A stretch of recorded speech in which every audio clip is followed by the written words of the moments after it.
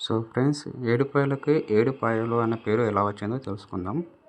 ద్వాపర యుగంలో పరీక్షిత్తు మహారాజు సర్పరాజు కాటుకు గురై ప్రాణాలు కోల్పోతాడు.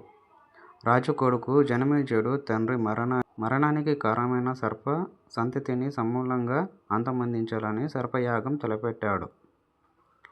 యజ్ఞగుండాలు నిర్మింపజేసి జయదగ్ని, ఆత్రి, కశ్యపి, విశ్వామిత్ర, వశిష్ఠ, గౌతమి, భరద్వాజ వంటి సప్త ఋషులతో ఈ యాగాన్ని నిర్వహించాడు. యజ్ఞ ఫలితంగా సర్పాలని వచ్చి అగ్నికి ఆహుతమవుతుండడంతో సర్పజాతి అంతమవుతుందని ఆందోళనతో నాగుల తల్లి దేవుళ్లకు వేడుకుందంట. నాగులకు పుణ్యలోక గతులు ప్రాప్తి చెందేందుకు గరుత్మంతుడు పాతాళంలోని భోగవతి నదిని తీసుకువస్తాడు. యజ్ఞస్థలానికి రాగానే భోగవతి నది 7 పాయలుగా చీలి ప్రవహించిందంట. సర్పయజ్ఞ గుండాలను ముంచుతూ ఓ పాయ రాతి గుహలో వెలిసిన దుర్గమాత పాదాలను తాకుతూ గోదావరి నదిలో కలిసిందంట.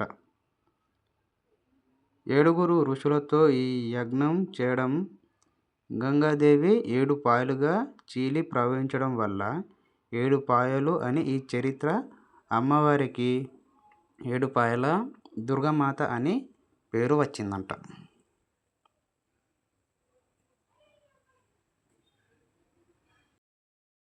ఫ్రెండ్స్, విగ్రహం గురించి చెప్పుకున్నట్టయితే నల్లసర్పు రాతితో చెక్కి కొట్టొచ్చినట్టుండే దుర్గామాత రూపంలో అమ్మవారు ఉంటారు. సర్పయాగ స్థల ప్రాశస్త్యాన్ని కలిగి ఉంటుంది. ఫ్రెండ్స్, జాతర గురించి తెలుసుకున్నట్టయితే ప్రతి సంవత్సరం మహాశివరాత్రి నాడు ఏడుపాయల జాతర జరుగుతుంది. తెలంగాణ, ఆంధ్రప్రదేశ్, కర్ణాటక, మహారాష్ట్రల నుంచి భక్తులు వస్తారు.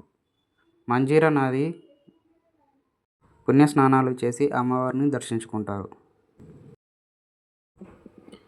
ఏడుపాయల దుర్గమ్మ దేవాలయం వచ్చేసి మెదక్ జిల్లా పాపన్నపేట మండలం నాసంపల్లి గ్రామంలో ఏడుపాయల నది ఒడ్డున వెలిసి వందల ఏళ్ల చరిత్ర కలిగిన పుణ్యక్షేత్రం. తెలంగాణ రాష్ట్రంలో ప్రసిద్ధి పుణ్యక్షేత్రంగా, పర్యాటక కేంద్రంగా పేరు పొందింది. ప్రతి ఏటా మహాశివరాత్రి సందర్భంగా 3 రోజుల పాటు జాతర ఉత్సవాలు ఘనంగా జరుగుతాయి. మరిన్ని వీడియోలు చూడడం కోసం మా ఛానల్ని సబ్స్క్రైబ్ చేయండి. బెల్ ఐకాన్ని ఆన్లో పెట్టుకోండి. కొత్తగా చూస్తున్న వారు మా ఛానల్ని సబ్స్క్రైబ్ చేయండి, లైక్ చేయండి, షేర్ చేయండి.